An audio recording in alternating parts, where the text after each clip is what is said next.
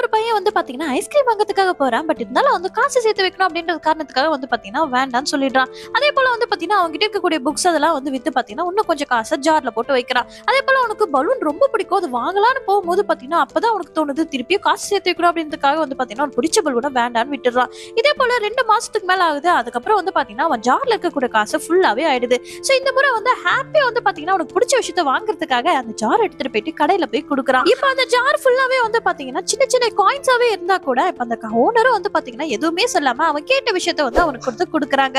So இப்ப அவனும் வந்து பாத்தீங்கன்னா அந்த விஷயத்த வாங்கிட்டு சந்தோஷமா போறான். அப்பதான் வந்து பாத்தீங்கன்னா அவங்களுடைய அக்கா அவனுக்காக ஒரு ராக்கியை வந்து கத்துறான். இப்ப கட்டின உடனே பாத்தீங்கன்னா எனக்கு எங்க கிஃப்ட் அப்படின்னு சொல்லிட்டு கேட்கும்போது இப்பதான் வந்து பாத்தீங்கன்னா என்கிட்ட இல்லன்னு சொல்றான். அப்பதான் ஒரு பிளாஷ்பேக் காட்டுறாங்க. அந்த பொண்ணு வந்து பாத்தீங்கன்னா ரொம்ப நாள் ஒரு பொம்மையை வாங்கணும்னு ஆசைப்படுவா. பட் அவகிட்ட காசு இல்லாதனால வாங்க முடியாது. அதுக்காக இவ காசு சேர்த்து வச்சு அவங்களுக்கு பிடிச்ச பொம்மையை வாங்கிட்டு வந்து கொடுத்தனே அவனால அழுகையை கட்டுப்படுத்த முடியாது. அவன் தம்பியை கண்டுபிடிச்சு அழுக ஆரம்பிச்சிடறான்.